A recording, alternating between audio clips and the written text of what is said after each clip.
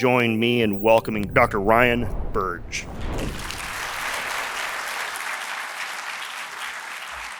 Thank you. Good morning, everybody. Good morning. You know how you want to start a session with some graphs? What else would you do but graphs? I did a talk one time and it was outside and I'm like, where's the screen? They go, there is no screen. I go, oh, we're in trouble now. I make graphs. But before I make graphs, I've got a surprise for you. Look at, that's me. I was invited to speak at St. Peter's Episcopal Church in St. Louis, Missouri.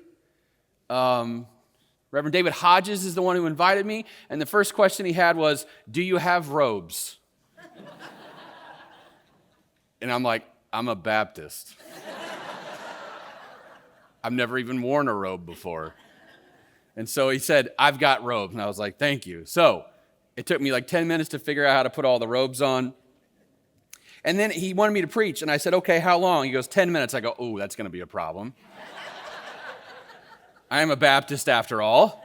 I preached for 18 years every Sunday, and in my internal clock, 20 minutes is the right amount of time for a sermon. We were mainline. We weren't Southern Baptist, so not 45, hour and a half, all that stuff.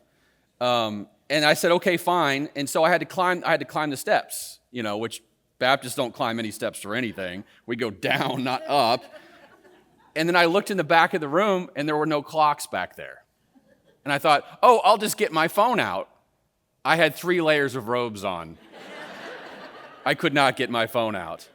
So I guessed at how long I went. And I guess it went okay because he actually invited me to come back and do it again in a couple of months. But I have great affinity for my Episcopalian friends. Actually, the first time I ever touched alcohol to my lips was in an Episcopal church.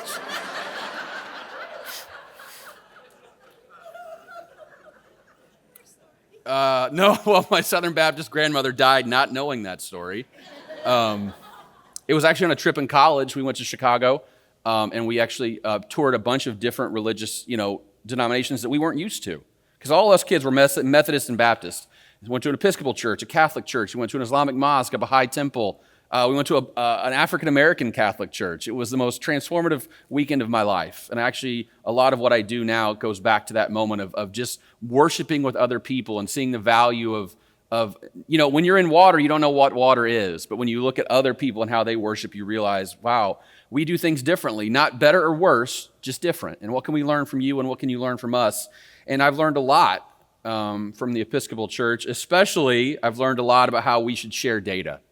Because the Episcopalians are at the very top of the heap when it comes to data sharing. And almost everything I'm going to show you today is a direct result of the fact that you all are so transparent with us about what's actually happening inside the denomination. There's other denominations I would love to study, but I can't because they just don't provide the data that I need or don't provide it in the format that I would like. And you guys are awesome. So everyone should be like Episcopalians. Amen. Now, have I buttered you up enough? Because I'm not gonna lie, the rest of the presentation is going to be a little bit more depressing than this part right here. But my job is to tell the truth. And I've built my career and my platform on saying the hard thing. And it's not easy to say the hard thing, but you can't change anything until you face it, right? And knowing where we are is an important reality on how we go forward. So, let me get my clicker out. I forgot. It's in my pocket. I usually don't do clickers, so hold on. So what we're going to do here is I'm going to show you some broad trends about American religion and then zoom in specifically on the Episcopal Church. So this is American religion over the last 50 years, right? We, as social scientists, we break American religion down into 6 categories, okay? There are 3 types of Protestants. There are evangelical Protestants. Are you aware of these evangelical Protestants? Mm-hmm. There are mainline Protestants. Are you aware of mainline Protestants? Now, that's fun because in most rooms I walk into, they look at me like, what's a mainline Protestant? Especially young people. They have no concept of what that term means. They've never heard it before. I have to explain it. I don't have to explain it to you guys.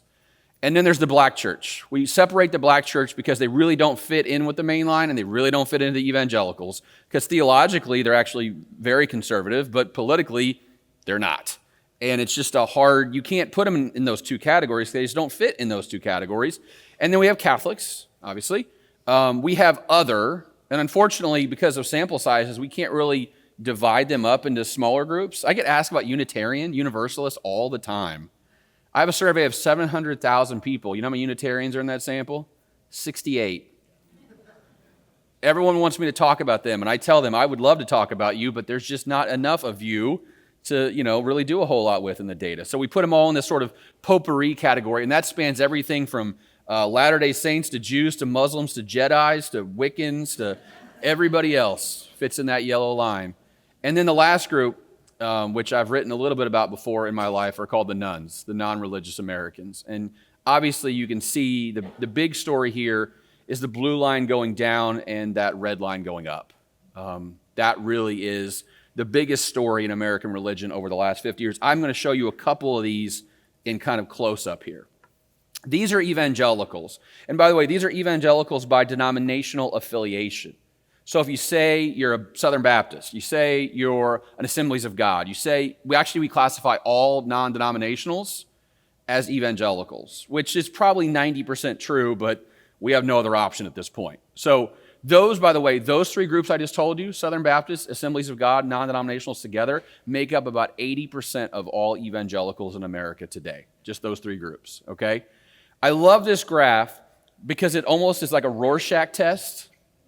You know, those ink blot tests back in the day? Like, what do you see here? I see a dog, And I love showing this graph to people because if I show it to 100 people, it seems like there's two different interpretations of this graph.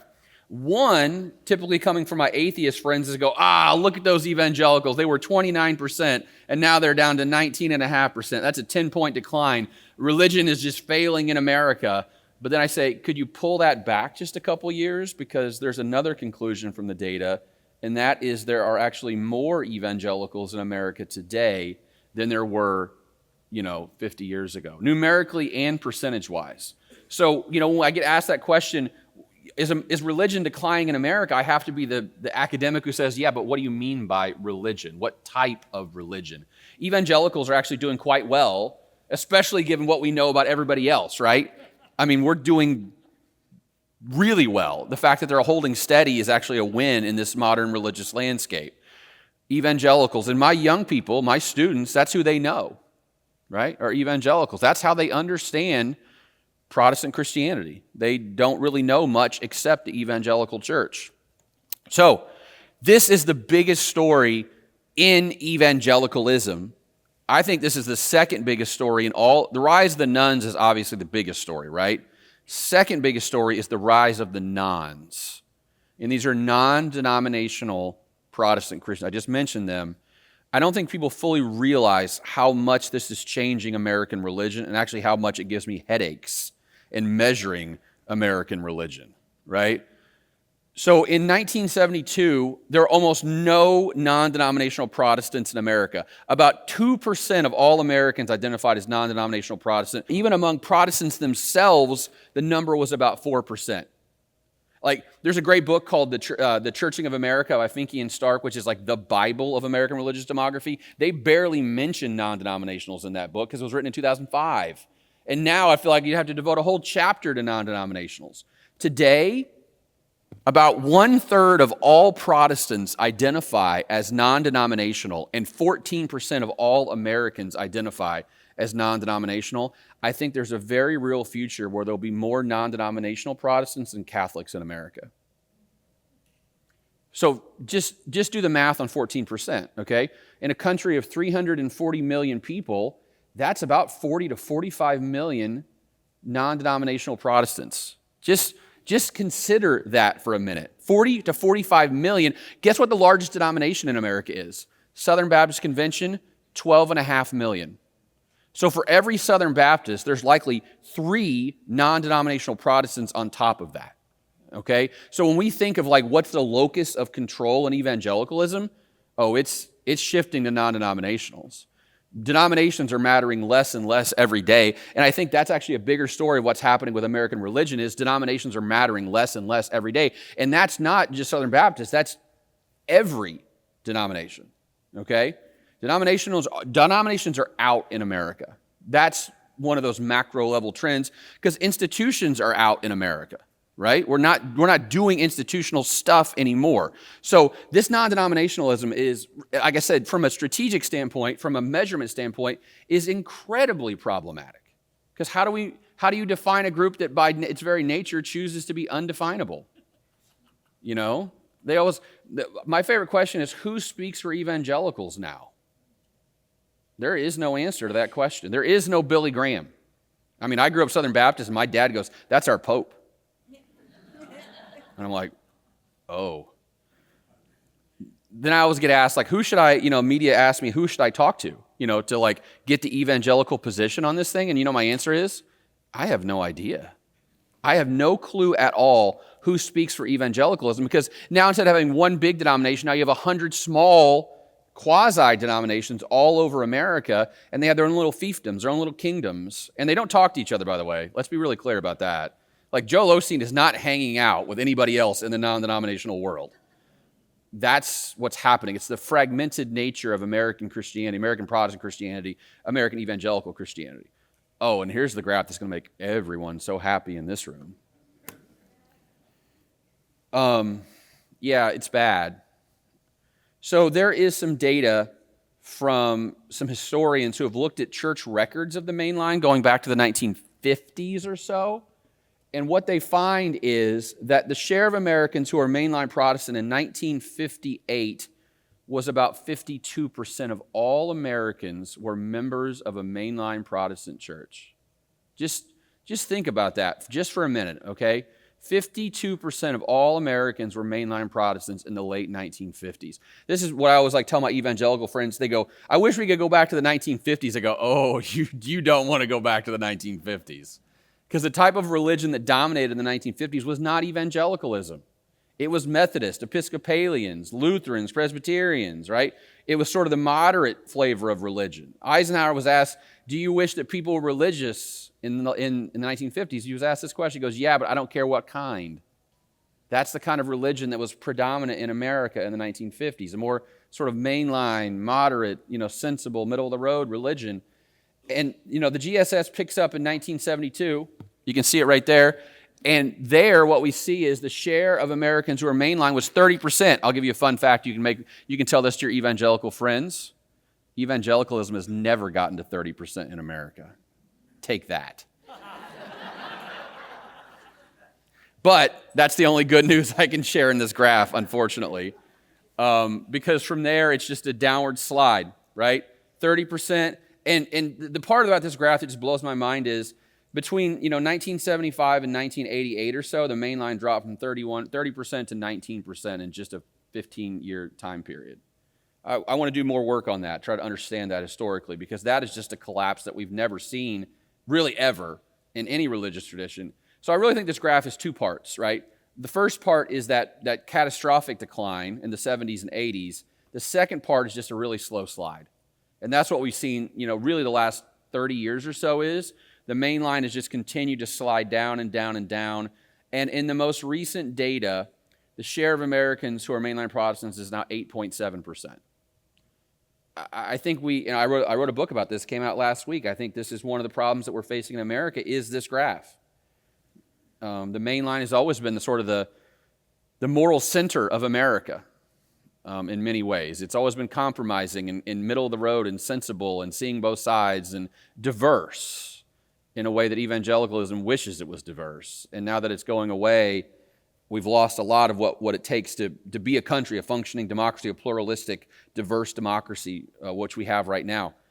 And by the way, this is not just reflected in, this is why I love to show multiple data sources, because people will say, "Oh, it's just the survey data. Our membership numbers are different." No, they're not. They're actually worse. So fun fact, there is no denominational statistical clearinghouse in America. It's me now. I don't know how that happened, and I don't like it. Actually, I do like it. At some point, I'm going to write a Lilly grant, ask them to create something to upload your data so it doesn't all. You know how I get this data now? Someone DMs me on Twitter and goes, "Hey, new members from ELCA, here they are." That's how my life works at this point, which is great. Don't get me wrong, but it's also I'd wish there was just one way to do this. So I've been collecting this data from a bunch of disparate sources over the last 10 years or so, going back as far into history as I can get. And I started in 1987 here because that's when I have the most reliable data, is 1987 forward.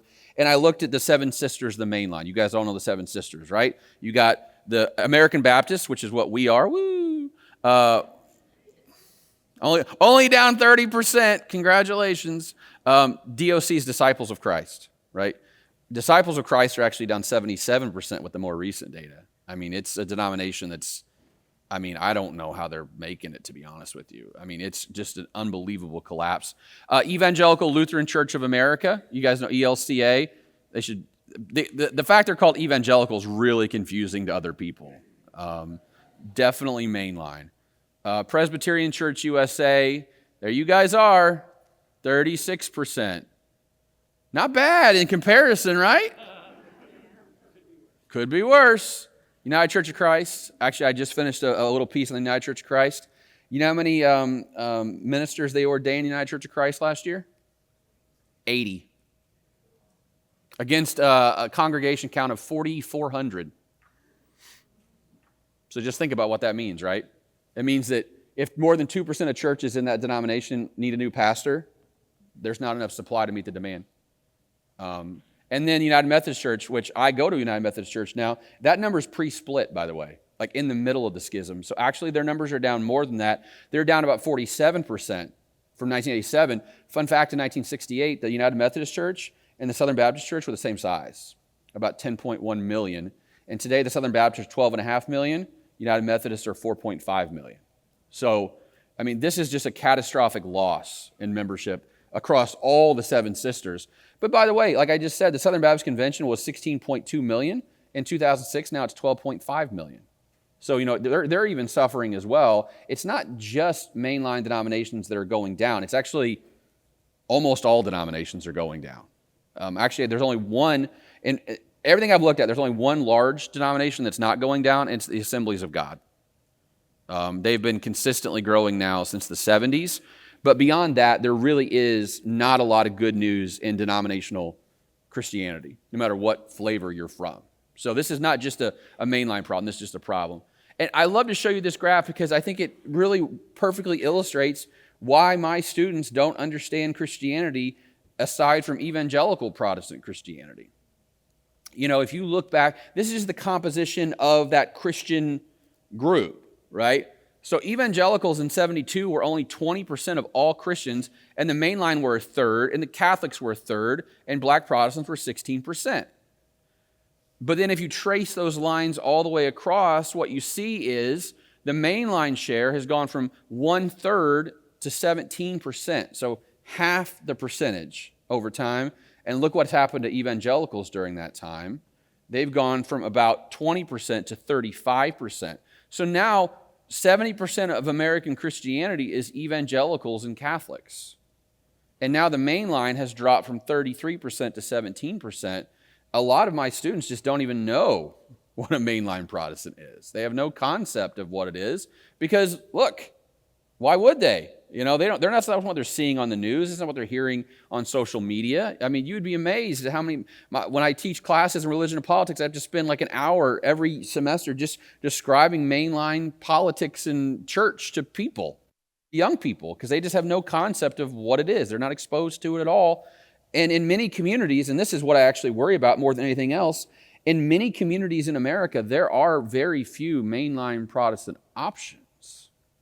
In my county of 40,000 people, when my church closed, we were American Baptist, my biggest worry was where was I going to go?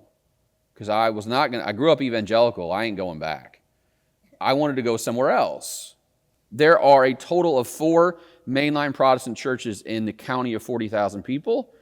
I went to the Episcopal Church, there were 8 people there. And let me tell you, as a guy who was at a church that declined for 15 years, and at the end we had 10 people on Sunday, you know what I didn't want to do? I didn't want to go back to that. I went to Presbyterians, they had 30. I went to the ELCA church, they had 30. The only church in my county, 40,000 people, that has more than 100 people, mainline church, is the United Methodist. There's one mainline church in my county of 40,000. And by the way, in 20 years, there's going to be a total of one, period, more than likely. That's what a lot of people are facing in the future, is there's no other option except evangelicals and Catholics. So, the nuns, I might have written a book about this, or two, or three. This is the graph that made my entire career, everybody, right here. The thing I want to point out about this graph is the share of Americans who are non-religious basically stayed the same from 1972 until 1991, okay? There's this great paper written by a sociologist in 1968. He called the nuns the neglected category, which they were because there weren't that many of them, you know? In the first General Social Survey, they surveyed 3,000 people. There were about 143 non-religious people. You know what you can do statistically with 143 people? Nothing. We just didn't study them. And actually, if you look back at the literature, no one really was studying them in a quantitative way until the early 1990s, mid-1990s, because there was just not enough. It was just a thing you saw on the graph, but no one paid a whole lot of attention to it because it just wasn't that big. And then something happened in the early 1990s where just that number exploded. You know, I always call this like if you're a startup company, this is what you want your revenue to look like. You know, like nothing, boom. Like we call it the hockey stick because it kind of looks like a hockey stick, right? Just nothing, and then all of a sudden you catch fire and the nuns just exploded in America and they just rose 1 or 2% every year. And when I got into this game in grad school in 2005, I started grad school, we didn't know when this was going to stop because every year, you know, it would just go up and up and up. And now you can see that it has peaked. In 2021, the share of Americans who are non-religious reached 28%. Other surveys is a little bit higher. Other surveys is a little bit lower. I always say about 30% of Americans are non-religious. And as you can see here in the GSS, the number does turn down a little bit. The share of Americans who are non-religious has actually stopped increasing in America. Okay, this is something that we know with as much certainty as we can know anything in this world. Okay, but I want to make this point exceedingly clear because I get asked about this about 4,000 times a day. This is not a revival in America. Let me just say that really slowly. This is not a revival in America. What this is a pause. The number is going to go up from here. And the reason I know that is because 43% of Generation Z claims no religious affiliation. So guess what? Old people die, and they're really religious. And you know what they're going to be replaced by? Young people who are not very religious, and that's how the aggregate number is going to go up. Now, is it possible for it to not go up? Yes, and here's all it would take is for about 15 million Generation Z to come back to church. That's it. Oh, and another 8 to 10 million millennials too. Easy, right? That's what revival would look like, by the way. That's why I always tell people, if there was a revival happening in America, you wouldn't need me to tell you about it. You would see it. You would feel it. You would know it. It's not going to be a little wiggle in a graph somewhere. It's going to be not just like a story here or there. It's going to be hundreds and thousands of stories of, man, my church was 60, now it's 90. And my church was 100, now it's 200. And we're hearing a little bit of that here and there, but guess what? That's not the norm. The average church in America is about 70 people. The average church in America is about 70 people. Just to see attendance in America go up 3 percentage points, just three, that's it, would require about 12 to 15 million people to go to church that aren't going right now. You know what that equals out to every church in America adding? About 30 new attenders that they did not have before. I don't know about you, but I'm not seeing that. I see a church here and there add 100 or 1,000, but you know what the average church in America is? It's 70. And you know what it was 5 years ago? 70. Maybe even, 80 or 90. So No religious revival happening in America. I want to make that exceedingly clear.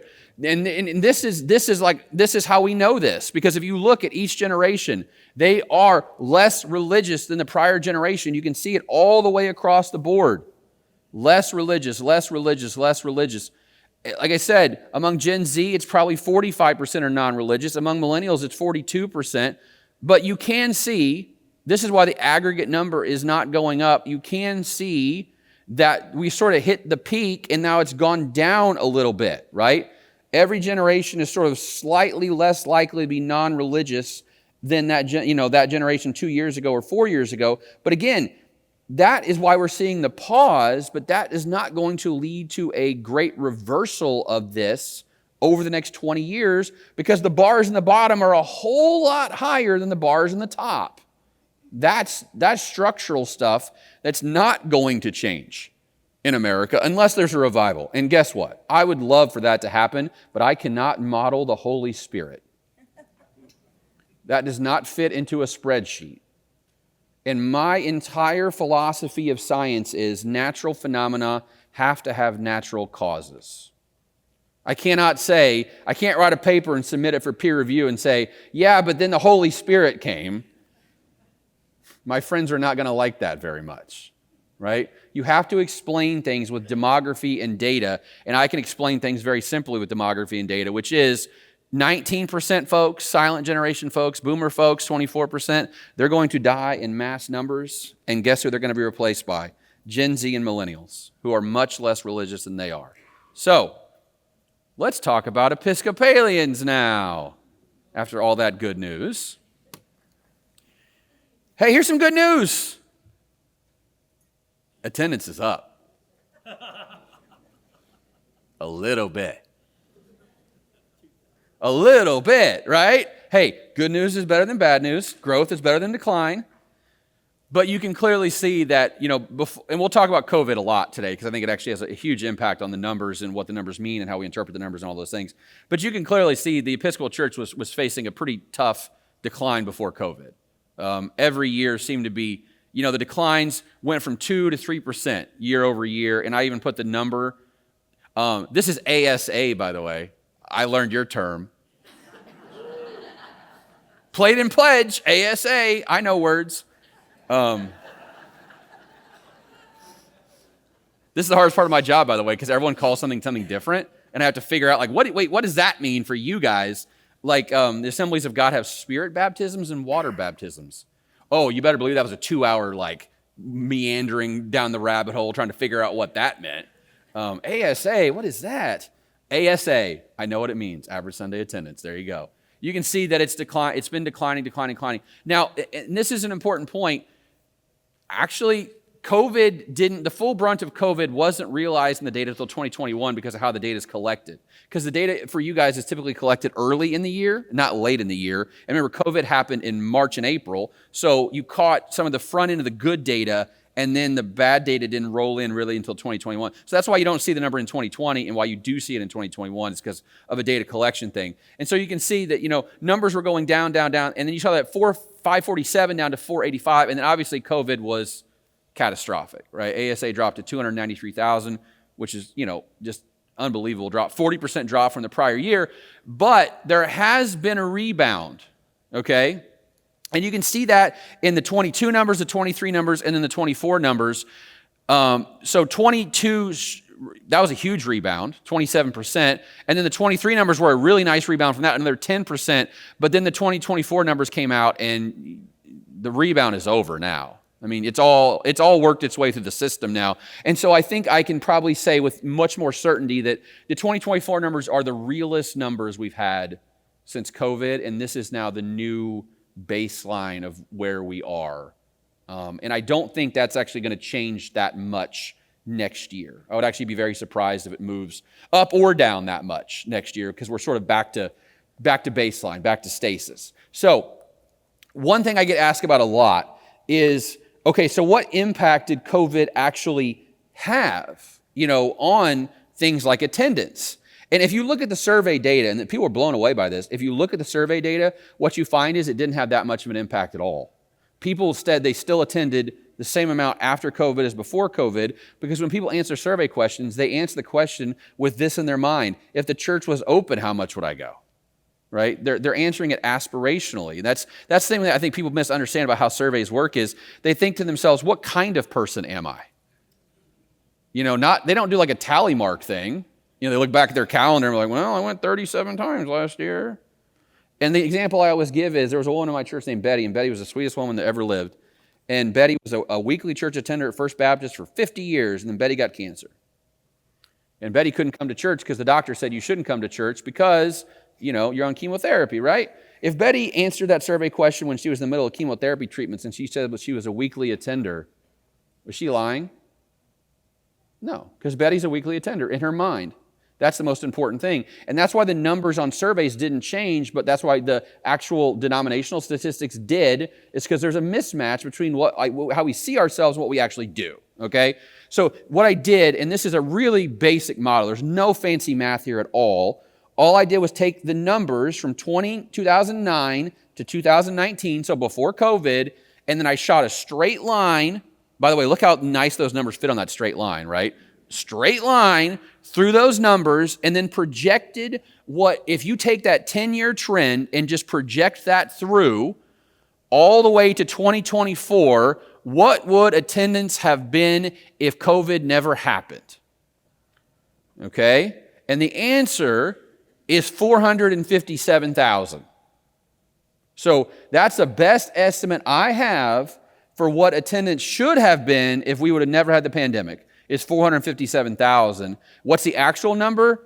It's 413,000, which is a gap of 44,000. So that's actually the best number I can come up with is like, how bad did COVID hurt the Episcopal Church? I think it hurt your attendance by about 45,000 right now. And last year, by the way, it was 64,000. And the reason that gap is narrowing is because that projection line keeps going down. Not because necessarily because attendance is going back up. You guys get what I'm saying here? And I think probably the way this is trending in 3 years, you'll be right where you were going to be if the pandemic never happened, 2 to 3 years.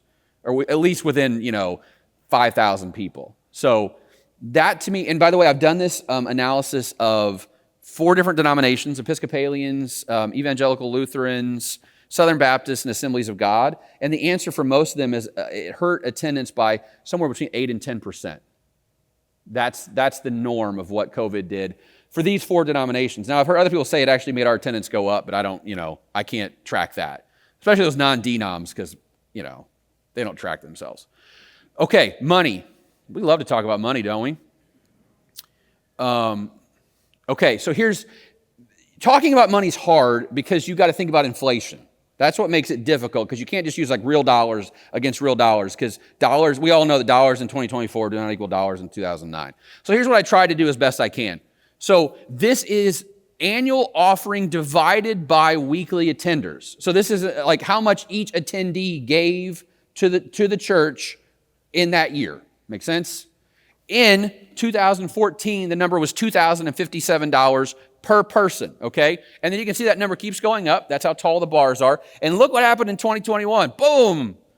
4,561. Is that because everyone became more generous? No, it's because attendance went down. And giving didn't go down that much, and so the division worked a different way. And then you can see that number drops back down. Now, this is really, really important, okay? So that black line is if I kept inflation and I included it in my calculation, the average person in your pews would need to give $2,670 to maintain that level from 2014. You guys get what I'm saying here? That would have been just keeping up with inflation. What you can see is the actual giving was $3,508. So the average attendee is actually significantly more generous today than what we would project just based on inflation. Okay? So the average person is giving significantly over and above what the average person was giving back 10 years ago. That's excellent. But here's the other part of this equation. This is the total plate and pledge for all the Episcopal Church. And here's where this is where math becomes difficult, right? Because I just showed you that the per giving attendee is significantly higher than what we would expect, but then why are these numbers significantly lower than what we would expect, right? So you can see the dashed line is what, to keep up with the 1.3 billion in 2024, you need to have about 1.7 billion, when actual giving was 1.45 billion. Do you know why that number is not keeping up here? Because the people that are left are giving more and more, but there are fewer of them to give. Does that make sense? You can't outrun declining ASA year over year. It's just impossible unless people just start giving 20, 30, 40% more to make up the gap there. So the people that you have still in your pews are giving over and above the baseline, but it's still creating a bigger and bigger hole every year because the number of people giving is going down and down and down. Does that make sense? That's the structural financial problem facing the Episcopal Church going forward. Is I don't care how generous these people can be, when you have that much decline in ASA, you can't make up the gap.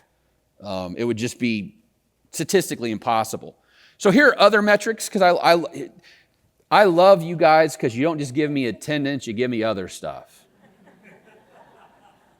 I wish every denomination would give me, you know what I mean? Because like this is about the life of the church ancillary numbers, right? Which tell you an interesting story about other things going on, like additions and subtractions, right? That's always something I'm fascinated with, is additions and subtractions in the data. And as you can see, so obviously baptism just fell off a cliff. And I showed you 2019 because that's your last baseline number, and then after COVID. You can see that, baptisms were way down and then they shot back up, and they're actually holding fairly steady from that return number, about 20,000. You see, now this is what's fascinating to me. The burial number's actually gone down over the last couple of years, which I'm going to show you some numbers in a minute, which make these numbers look even more fascinating. Like I would expect burial numbers to go up, but they're not. I don't know what to do with that yet. Confirmation numbers they went back up and then they come back down. Now you're 12,600 confirmations. The church did less than 5,000 marriages last year. 2024, less than 5,000. I wanted to write a headline, it would be this: the Episcopal Church did 5 times as many burials as marriages last year. But I wouldn't write that headline because that's just clickbait, But it's true. What I'm saying is statistically valid. That's a problem, right? And your baptism numbers are 19,000 and your burial numbers are 24,000. That's not good, right? You got to have more people coming in the front door than going out the back door. And by the way, that's not to add numbers. That's just to keep the boat level, right? We're not even talking about growth here. We're talking about just stability. So those are the metrics that I think about a lot. And here is why that burial number really blows me away. Y'all are old.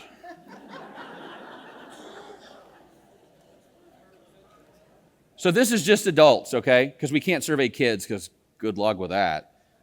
This is just adults, and as you can see, you guys are the oldest. You in the Missouri Synod of Lutherans are old. And by the way, look at the top. Look at the top, right? Mainline, evangelical, mainline, evangelical, mainline. Mainline Protestants are old. I say it all the time, and I'll say it again. Mainline Protestants are old. This is the biggest structural problem facing the mainline, especially Episcopal churches. They're old. That's a problem demographically. It's actually the biggest problem facing the Episcopal Church is the age problem. From a social science demographic standpoint, this is like the check engine light is flashing. It's a problem. So this is a post that's going to come out, I think, in 2 weeks, called "When's Half Your Denomination Going to Be Dead?"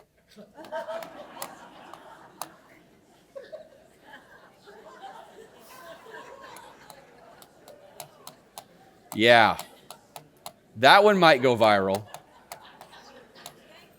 You're welcome. And here's the point I want to make about that is I think we all underestimate how important the boomers are to propping up many denominations right now. It's not like this is all just a smooth curve of age. There's a big slug of data in the boomer band, which is fine now because that slug is like 60 to 75. But guess what?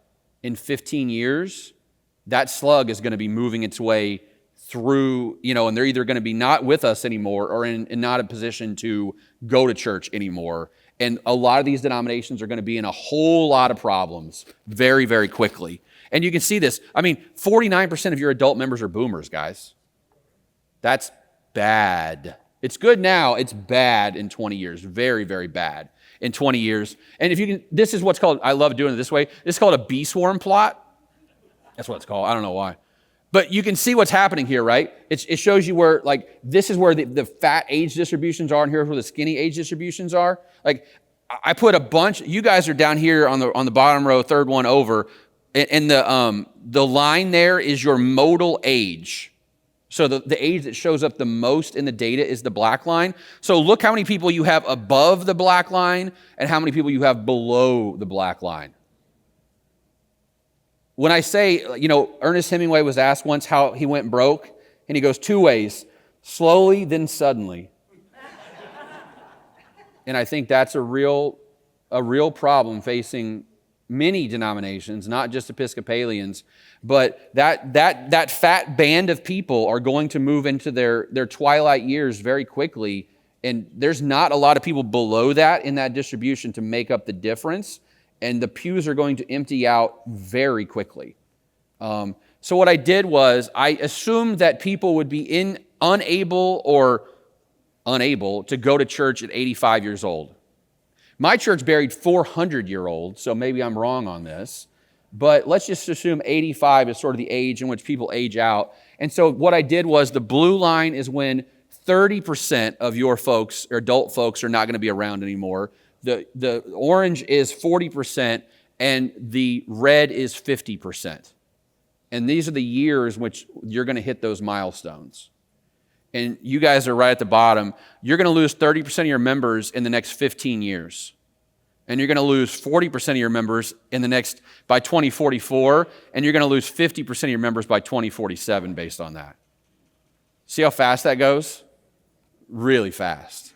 And I think this is sort of the coming tsunami that we need to think about, right? And not just you. This is not just, United Methodists are down there too. Southern Baptists are not that far off either, right? They have a huge slug of boomers moving through. And this is something that I think these denominations go, oh, we can just incrementally change. Oh, you're going to lose 10% membership in 2 or 3 years just like that. When all these boomers sort of hit the end, they will gather their heavenly reward. That's the nice way to say it. And we know this from your own data. God bless the Episcopalians, because they will show you data even when it's awful.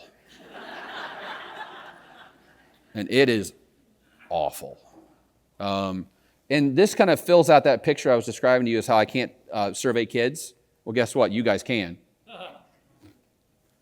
What we know about mainline retention rates, they're about 60%. So of the 13% at the bottom, you could expect 7 to 8% of them to stick around. So you're going to lose.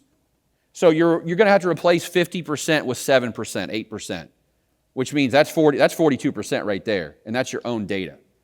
So this is a coming demographic crisis that's facing the Episcopal Church, and facing lots of churches as well. So with that great news, if you scan that big QR code in the middle, guess what? You can have a link to the presentation and share it with all your friends. Now, can we do some Q&A? I'm sure you guys have no questions about anything, right? I would like to know what's so attractive about the Church of Christ, that they attract such a younger crowd. So, that's a good question. I think, honestly, you're not going to love this answer. It's probably measurement error because people don't know what the Church of Christ actually is. So they'll just look at all the options and go, oh yeah, Church of Christ sounds good. I like that. I like Jesus. And they'll pick it because there's actually many churches of Christ. There's United Church of Christ, and then there's the other, that's Evangelical Church of Christ. So what I would say is, they're not the ones I would look at. Here's who I would look at. The Assemblies of God, what I just told you about is, they've grown from 1.25 million to 3.05 million, and here's one of the reasons. They would say it's because they're spirit-filled, which maybe, I don't know. I can't model that. Here's what I would tell you, though.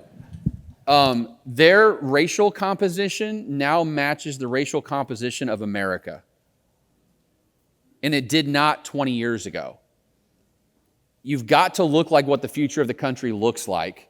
And not that you can intentionally like push for diversity, because I think that's actually a mistake in some ways, but just speaking from a pure demographic perspective, that is how that church has managed to do so well. Now, they have a looming problem, which is a huge majority of their pastors are still white when their congregations are non-white. So they're going to have to match their clergy, their congregations, which I think is a problem. It's a solvable one, but they're one they're working on. But I think, to me, that's the one denomination I would point to and say that's the one that is doing well in America above all denominations right now. Other questions? You just mentioned racial demographics. Mm-hmm. Is it true that the denominations of the past had an ethnic identity that we don't talk about, as in English, Scottish, German, Italian, etc.? Mm-hmm. So there's this concept in social science called path dependence, which is just a simple idea of we are today because of where we were yesterday and 100 years ago. And I mean, let's be honest here, guys. The Main Line has never really been a bastion of racial diversity. You know, the Main Line has always sort of thrived on, being this historic denomination that traces its, self back to, early America when the vast majority of Americans were white. And I think that is a structural problem that you can't just fix. How the Assemblies of God did it, I don't know completely. But I think if you could, from a theological perspective, what's one thread that seems to do well in American religion, and it's charismatic worship. And that is especially strong among minority communities in America, but also in other countries around the world. If you actually look at one common thread, what could my church do if I was going to build like a church in a lab that would be successful? First off, I would build it in Birmingham, Alabama, Charlotte, North Carolina, or Phoenix, Arizona. And I'll also have an awesome praise band. And I wouldn't be super charismatic, like in terms of speaking in tongues, but definitely raising of hands and drums and guitars, because that is what's working. And you can, I don't enjoy that, personally speaking. I go to a Methodist church on purpose because we have an organ and we say the creeds. I'm a weirdo. Most young people want that. And I think that's one of the threads that really makes them stand out. The other thing is, and I had this thought yesterday, is I don't want to use the word oddness negatively here, but being separated from the world is actually a huge benefit for a lot of these denominations by being a little bit different, a little distinct. And so, people ask me all the time, like, why did the Main Line decline? Why do we go from 52% to 8%? And there's a really interesting theory that I just read in a paper from 1995 by M.J. Demarath, and he said the reason the Main Line declined was because it succeeded so much. That it actually got Americans to accept its propositions about things like individualism and pluralism and freedom of speech and freedom of assembly. And because it won then, now it's lost. Because now it doesn't stand apart from the world. Now the median mainliner is not that much different than the median American on these basic philosophical issues, while evangelicals have managed to stand apart from the culture in a way that is attractive to some people. I know not people in this room, but some people are attracted to the oddness, distinctiveness of evangelical theology. They're drawn in by certainty. They like black and white thinking. They like to be, I don't want to say told what to do, but, suggested what to do. And there's no judgment here. If you like what you like, and that's how life goes. But there are some people who are drawn to that, and that seems to be what people are drawn to right now for whatever reasons I can't understand. So to me, that's the two things. I would say theological distinctiveness and charismatic worship are what's driving the next generation to go to church, which unfortunately the Main Line has not been great at either of those things. And I say that as a Main Line Protestant, right? Go ahead. Do you have any more good news? I do. I mean, I'm always a hopeful guy, right? 85% of Americans still say they believe in a God or a higher power. If you got cancer in 1970, there's a 50-50 chance you would live 5 years. Now there's a 70% chance you'll live 5 years. The world is a great and wonderful and beautiful place. And, here's what I've realized about my church. I pastored a church for 18 years, and it went from, I'm the least successful pastor in American history. I've been on staff of 3 churches, The first one was 150 when I was there. Now it's down to 30 on a Sunday. The second one, I was there for a year, and now that church not only closed in 2019, they tore the building down and built duplexes on the property. And then the third church I was at for 18 years, we went from 50 people to closed in 17 and a half years. Sometimes your church needs to die. That's what I've realized. And I know that's not hopeful, but it's you are just part of a bigger story of Christianity. Do you understand that? Like, we're passing the baton to the next generation. And that's our job. And that's all our job is. I'm going to preach just for a second. Can I do that?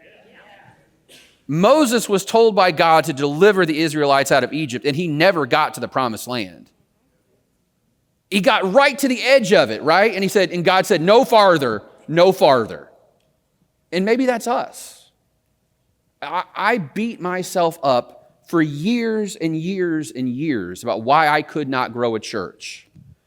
And then I came to the reality sometimes that you have a lot more headwinds than tailwinds, and your job is to be faithful, not successful. If you preach the gospel, love your neighbor, and build the kingdom, when you die, well done, good and faithful servant. That's it. That's the whole ball game. And that's also why I'm not a pastor anymore, because if you want me to kill your church, just put me on staff and give it 5 years. I give a whole lecture sometimes called "Your church is probably not growing, and that's okay. It will be fine. The sun will come up tomorrow. You do not have to cross the Jordan River. You do your job, the job that God gave you, and leave everything else up to Him. And that's the only peace you're ever going to find in this world. It's the only peace you're going to find. Question? I was curious about the non-affiliated, non-religious affiliation. Yeah. How does Islam, Judaism, other faiths figure into that? So all those groups together make up about 7% of America, right? So Islam, Judaism, Hindus, Muslims, others, whatever they want to call themselves, because that's where they write in the box, they'll write in the box. By the way, if you want to really not have a fun time, look in the other box on a religion survey. I mean, it is just a nightmare of oddness. One guy was like, my wife's Episcopalian, but I'm an atheist and I go to church with her. What do you want me to do with that? How do I make sense of that? So those groups, for instance, Islam was 0.7% of America in 2007. Today it's about 1.4% of America.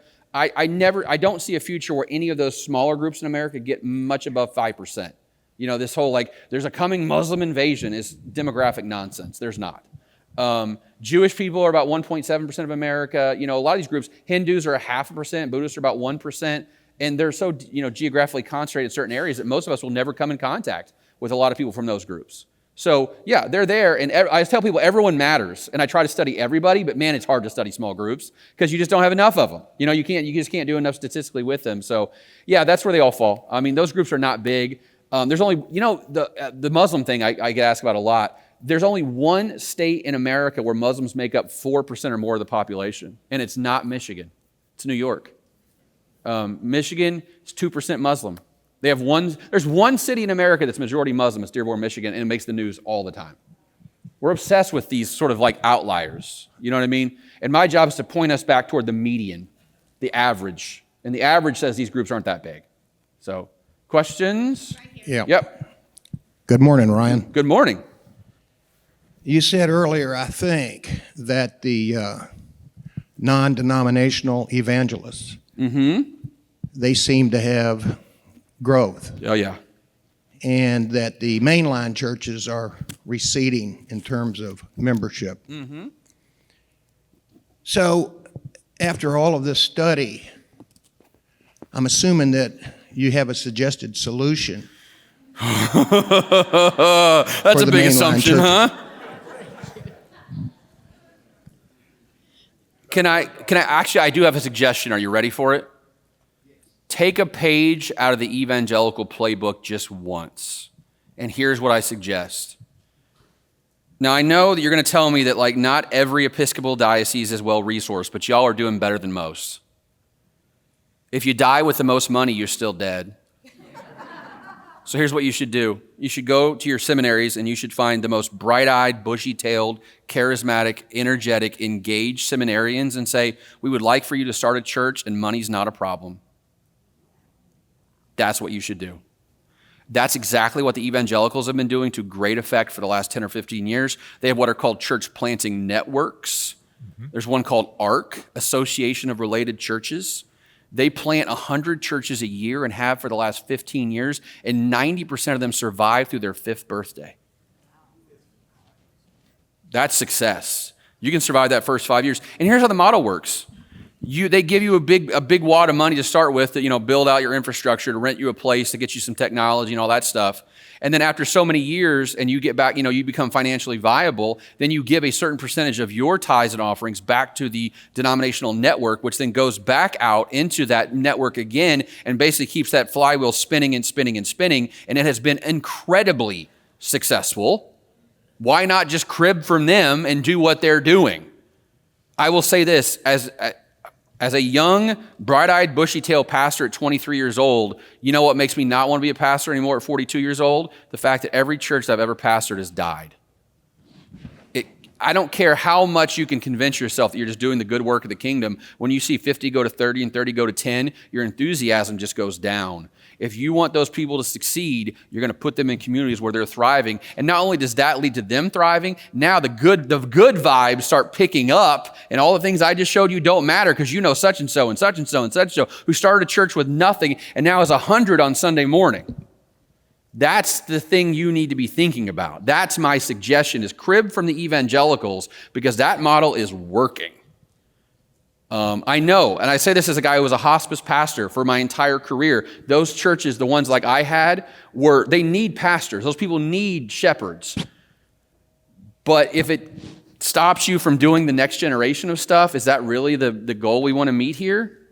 You need to be very mindful about you need to nurture those young seminarians right now in such a way that they want to be a pastor 20, 30, 40 years down the line. Because guess what? This job will chew you up and spit you out. And it's done it to way too many good people because they've been put in bad situations. Yeah, go ahead. My observation may be a little too recent for you to have good demographic data on it, but one of the things that I've seen change in the current political climate is a much more vocal anti-religion sentiment that is particularly targeted toward evangelicals. Now, the evangelicals within their own community may be doing well, but I see a kind of a wave of where do you see that trend, and how might you see that affecting main lines and going forward? But I know that's kind of a recent thing that I see that shift. So we just did I got a Templeton grant. I did a 12,000 person study of the non-religious, and we asked them, have you tried to convince someone to leave religion in the prior 12 months? Are you an evangelical atheist, right? You know what the answer is? About 12% of them said yes. So we actually created a 4-part typology of the nuns. You can find it online. And one of them we call zealous atheist. I wanted to call them evangelical atheists at one point. And we're like, that's too confusing. I'm like, no, it actually makes a lot of sense. About 3% of all Americans fit in that category of evangelical atheists or zealous atheists, except online they are way overrepresented. It seems like that's all we see and all we hear. If you actually look at the data, and we ask them questions like, religion has no place in the modern world. Religion needs to be eradicated. Religion is a form of child abuse. Ask them questions how they feel about religion. And actually the modal nun actually feels fairly warmly toward religion. Like on a question of religion is child abuse, about half of atheists say yes, but among this group called nothing in particular, only 15% of them say yes. And by the way, the atheists are 6% of America, the nothing in particulars are 20% of America. So I would say those people, the other group that's really big online are ex-evangelicals, people who were raised evangelical and now are non-religious. You know what share of Americans fit that category? About 4%. But yet online, they seem like they dominate the conversation. And I think the reality, for me, my job is to kind of say, that represents the edge, not the middle. The average person is apathetic toward religion, doesn't have antipathy towards religion. That's a very important point.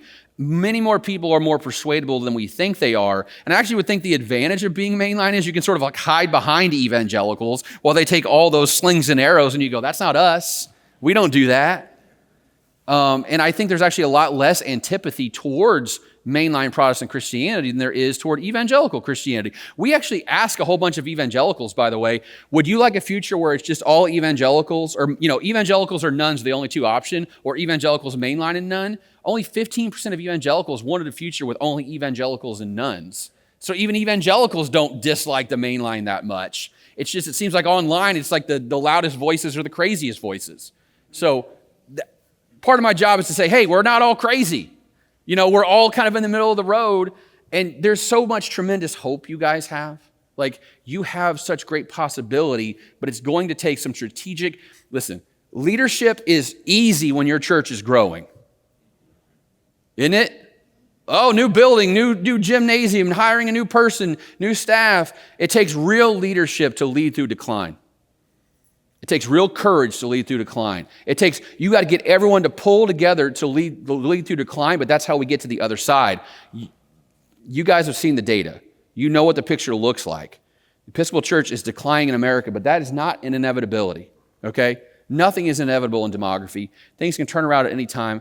I want to affirm you of what you're doing. We need people more like you in America. We need a full buffet of options for people to be Christians in this country, because there's lots of people like me who want to go to a church but don't want to go to that kind of church. We need more options like you. You are doing good work. You are building the kingdom, and I'm so thankful that you guys exist, and however I can help you, I'd love to do so. Thank you so much.